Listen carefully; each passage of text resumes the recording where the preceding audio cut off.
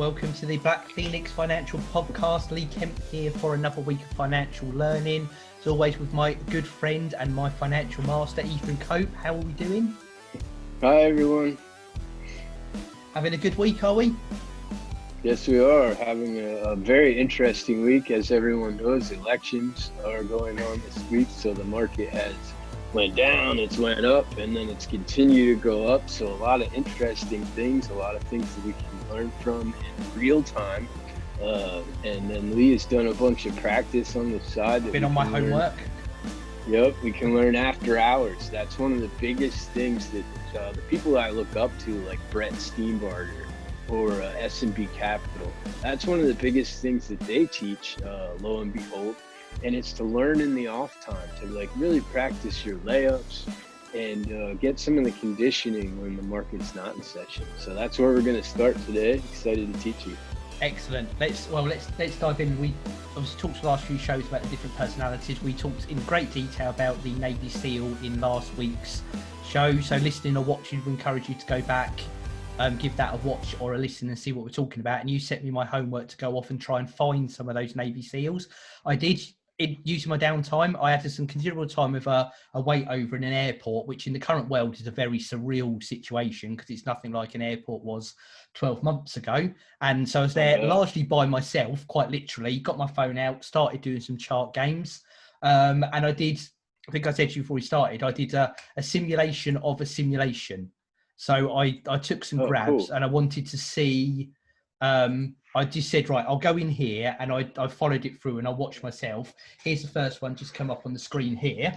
So this is pretty much the whole day. So we started, it did a gap up and I thought, oh, this just showed some personality. Got some good end-to-end candles. And it was actually at this point here, as you can see, 3.36 it was. And I decided to go in because of the big overplay. I think there was a lot of buys on the day before. It then did almost 4 in a row green candles. And I thought, right, this looks like a good one. I will say I'd probably looked at 10, 15 charts before I saw this first one and thought this is something for me. So the patience absolutely made itself. And again, for those listening, lot of gap ups. I went in, monitored through the day, and it showed some promise. And my view, and again, you tell me what you see here, but it then did a lot of nothing. Relatively flat price. Not much activity, buyers or sellers. And then for whatever reason, this is what, it might have been here, or it might have been a couple of later where it went down, but I went out at about, I've done it wrong. Sorry. What have I done on my price? So this would have been at 36.36 is where I went in, and I came out at 36.5. That's, I wanted to just comment on that because we can get the idea just by seeing here. And I like exactly where you entered. That's exactly what we were learning. You picked it out. Gold star for me on number one. I'm happy with myself. Yes, excellent. It's not like a parabolic Navy SEAL. It's not a situation where it goes straight up. But in terms of picking out that there are buyers interested, that's exactly what we're looking for. We're looking for a solid green candle, an end-to-end with no retracement, and then you get your entry there. And I'm very happy with your first trade, Lee. So kudos to you and any of our listeners. And I say where I came out, and again, I describe for people listening, it's relatively flat. And I didn't think it was something going to drop, but because nothing was happening, I felt like, and I think you said it before, that you're possibly going to get a loss of confidence and it's going to swing one way or the other. And I thought, I don't want to take that 50-50 chance. So in my head, I'll come out here. And then it did start dropping and I thought I'd done the right thing. And then as you'll see, towards the end of the day, it actually got to a higher and it peaked just before the end of the day at 36.98. So I could have done better, but the gamble was I could have done just as much worse. So I was still quite happy with that in my head. Exactly. And in later episodes, I'm going to teach all you guys how to do trade management. So you can take a trade like this, and by the way you manage it, you can end up in a very nice situation. So like when you said that spot felt like it was 50-50 and you didn't want to risk it. What I did with Intel when my trade did that just this week is I actually took off 50% of the trade. That's a good idea. I had an inkling that it was going to go down, but I was still felt that it could make my price later. So I took off 50%. And then when it reclaims that price, I'll put the 50% back on. So that's a really good first step. And then later on in future episodes, we're going to learn how to manage the trade, get in pieces, and then exit in pieces. Very so great interesting job, stuff. Lee. Thank you. Right, I've got a couple more of these to show you, and there's some more encouraging Navy SEALs, I'd say, in this as well. So that's the first one that Awesome. I saw. I probably did at least another 5-6 trades till even nothing. There were some teenage girls in there, up down, and I looked enough and then got out of them. The next one I saw, this is number 2 coming up here.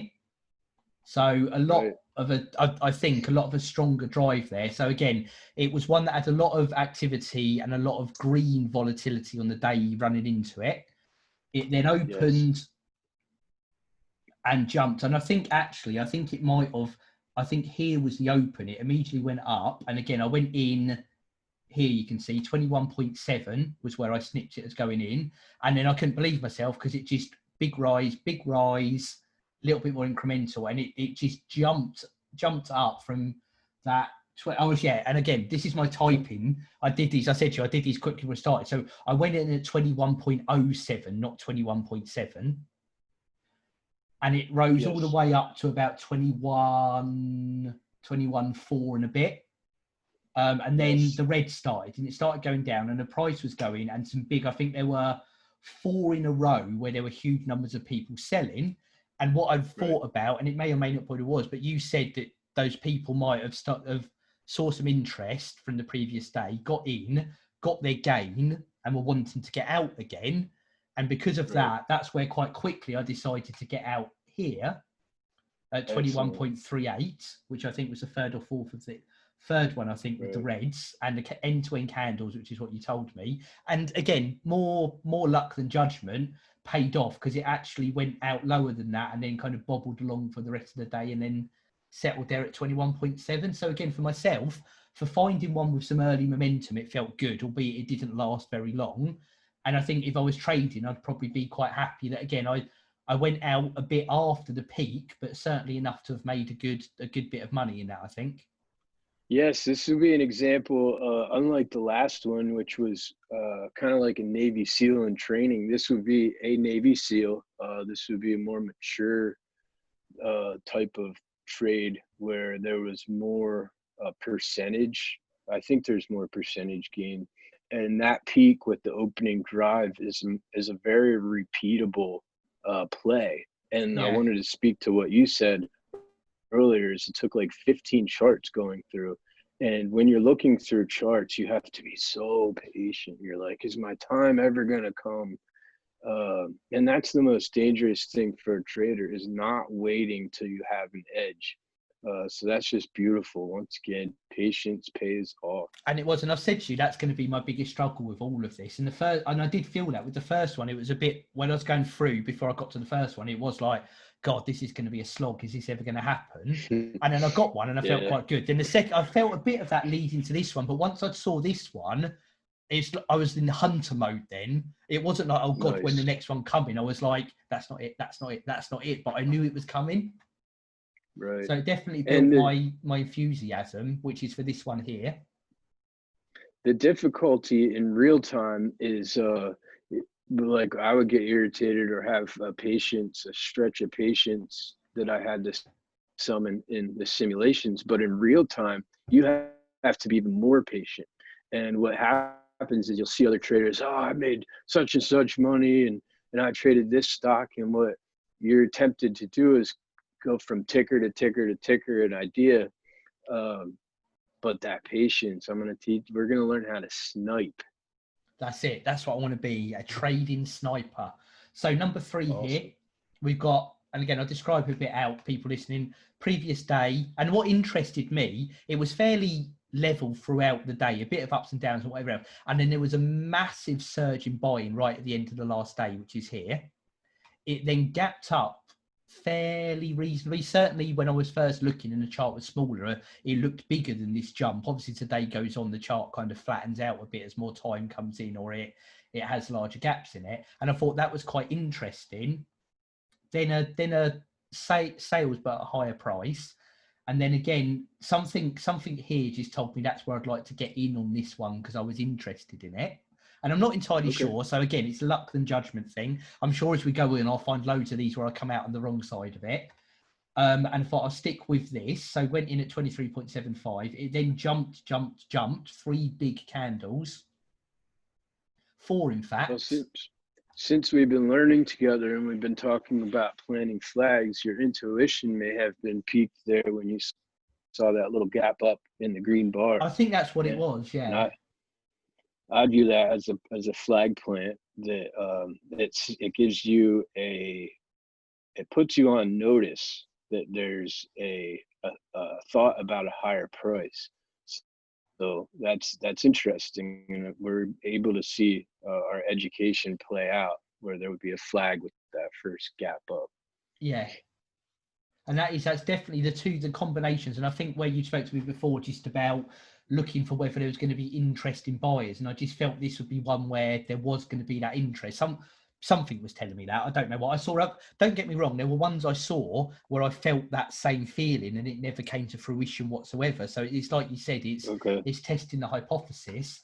And then I went again up, sat at the top, and then it started down. And I think there was a couple of big exits from it here, which is where and I think more than anything else, that was a confidence game where I thought, okay, I went in on one I wasn't sure of. It's done all right. I feel like I'm not confident enough to carry on and I'm going to drop out on this one. It did then tickle down a little bit for the rest of the day. Could have probably gone back up. I wouldn't know. But I think my confidence with the number of people going out just felt like I don't know enough of what I'm doing and I'll come out here. So from a 23.75 out at 24.07. So again, I think novicely, I think I'd have been pretty happy with that one.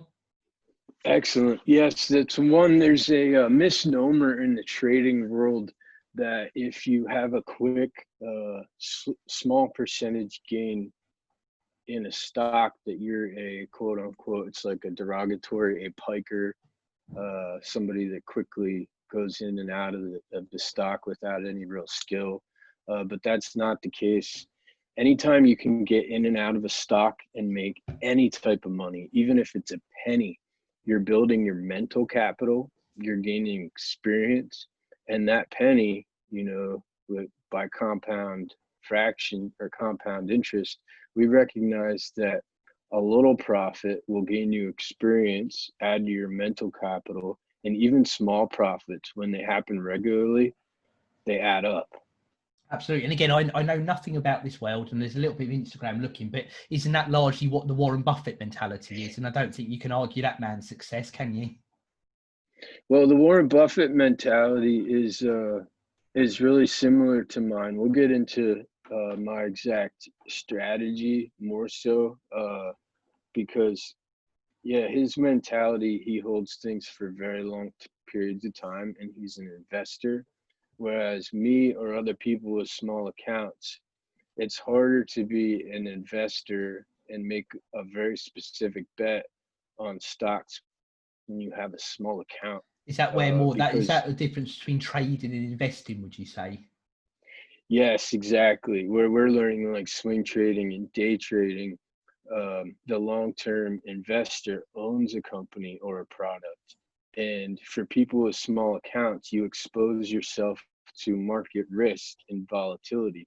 And one of my favorite traders, he says it this way. He says that a weatherman who predicts the weather weeks, months, years down the road opens up a whole load of risk in terms of not being correct. But when he looks outside or he does an analysis for the day or the week, there's a lot more likelihood of him being correct. So you have probability in your favor when you are determining weather or market expressions in a very short period of time. No, that makes sense. That's good. See, building up that knowledge base in my head right there. So they're my examples. That's my bit of hunting I did, looking for things of potential. Sorry, 1 second. Great job. Great job. Yeah, I'll let my whistle too. What we're going to talk about next is volume. And I'm going to say it a few times to get out my big silver hammer. That's what I like to hear. Because today we're going to say volume, volume, volume, because it's the single most important thing you need to learn outside of price. And the reason is because you need to be able to get in the stock and out of the stock when you're right and when you're wrong. So I'm going to teach you how to do that. Excellent. So Sounds exciting. all about volume. So when we did I cut you off? No, you're good. I was going to say, I'm just fighting off a bit of a cold at the moment. So I talk too much, I start to cough. So that was perfect because it let me get some coughs out of the way. So no, carry on. Let's talk about that volume. Gotcha. Well, volume is, in a brief definition, is the amount of shares that a stock trades in any given point. If you could picture having, what we're doing is we're buying a portion of the company, and they have a very select amount of shares that are available to the public in any given time. And when volume climbs, we know that there's more market participants in that stock. Right. And market participants allow the buyer and the seller to be lined up in an efficient manner.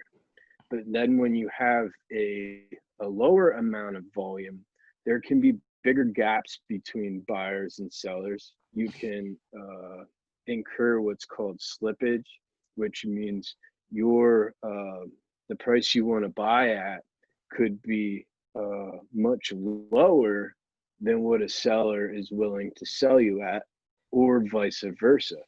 And what will happen is, because of the lower amount of volume, you have less flexibility with your trades. You have less, say you demand a price, but you're not going to get it at that price.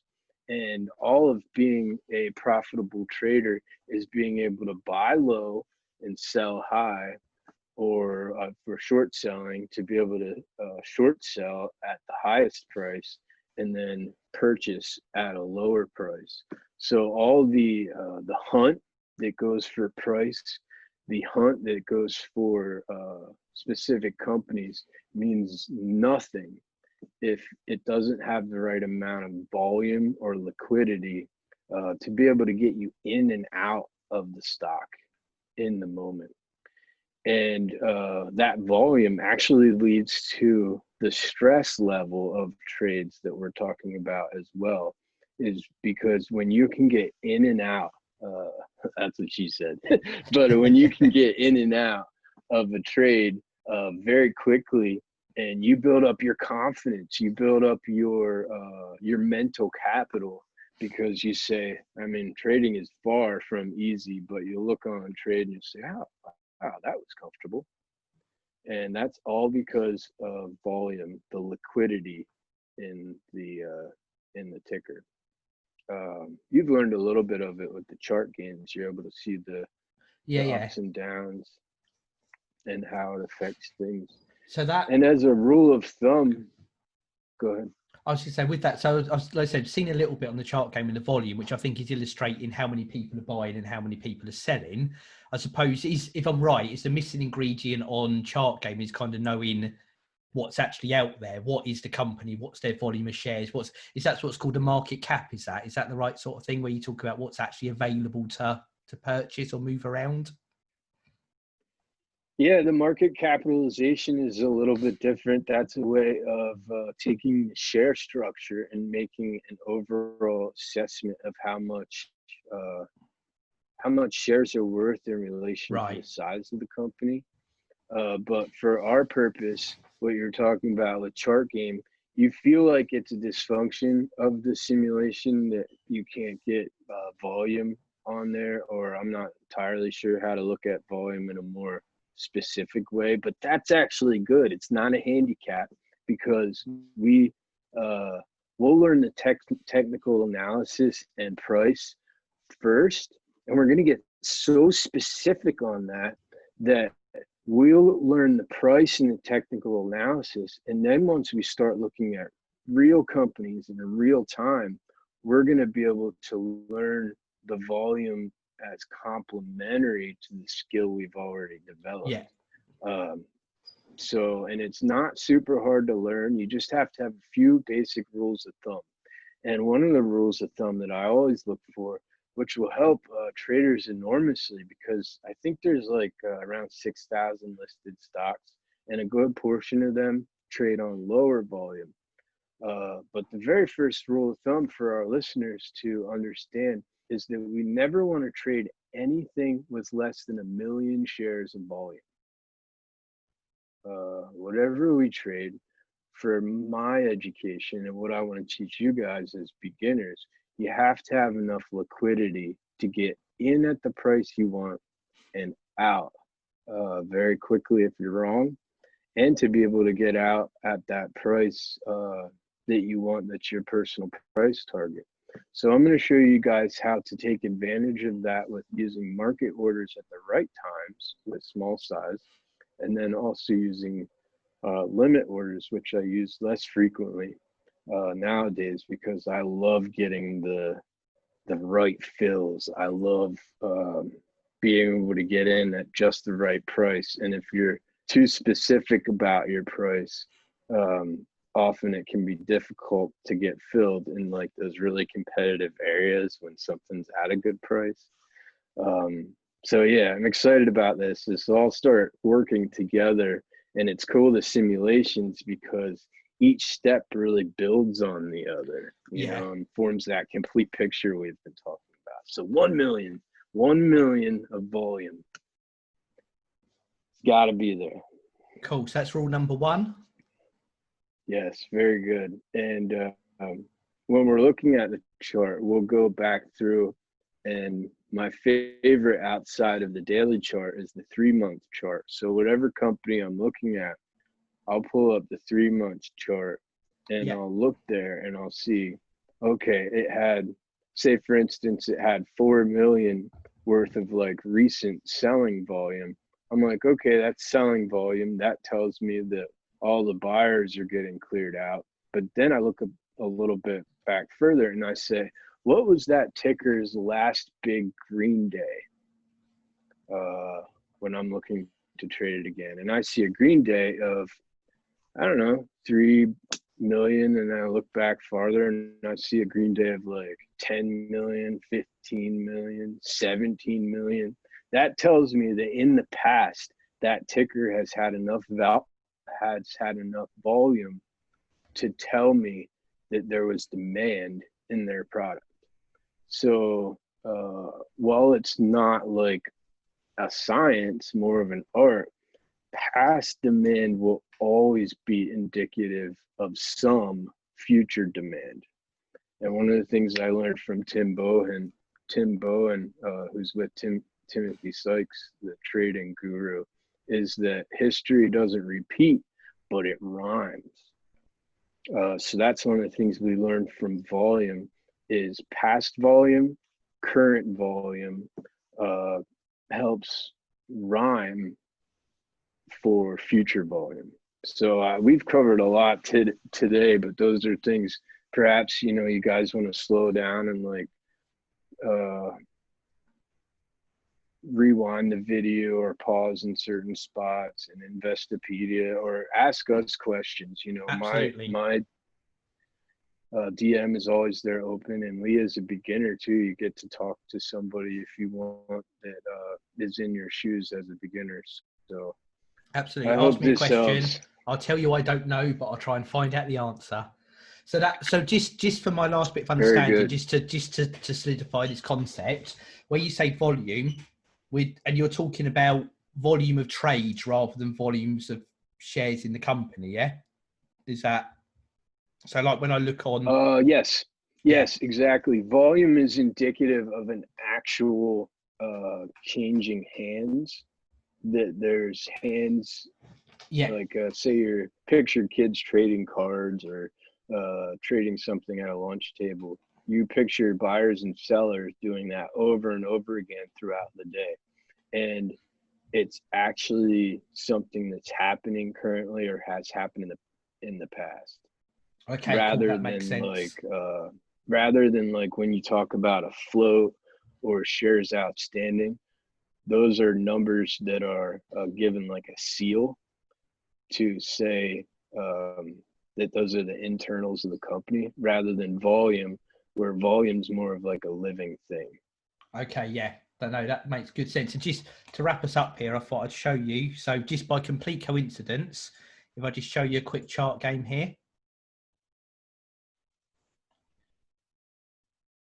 So here, down here, and almost dead on, we've got 1 million being moved here at the end of the day previously. So that would be your kind of marker of that's a good amount going. I mean, it's been, like you said, it's half. It's a lot less than that going on, but it's certainly got a good volume towards the end of that day there.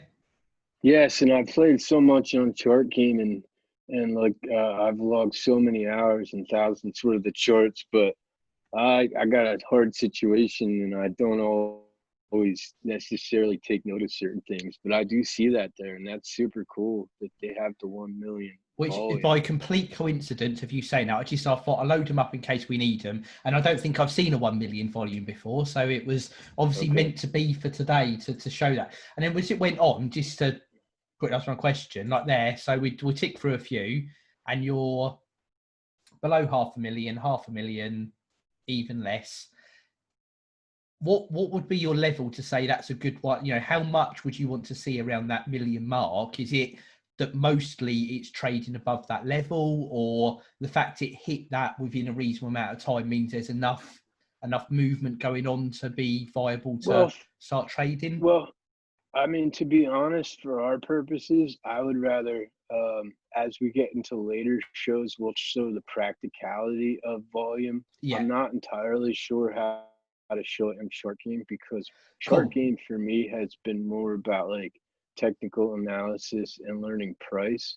So I will have to do some of my personal research and figure out how we can illustrate volume there we for go. our listeners. Something as a hanger for people to come back onto is to look at a bit of volume. I will not steam ahead too far with my questions. I feel good though that I've asked a question that chart game can't support. I feel like I'm moving up the levels if that's the sort of questions I'm asking you now, which is good.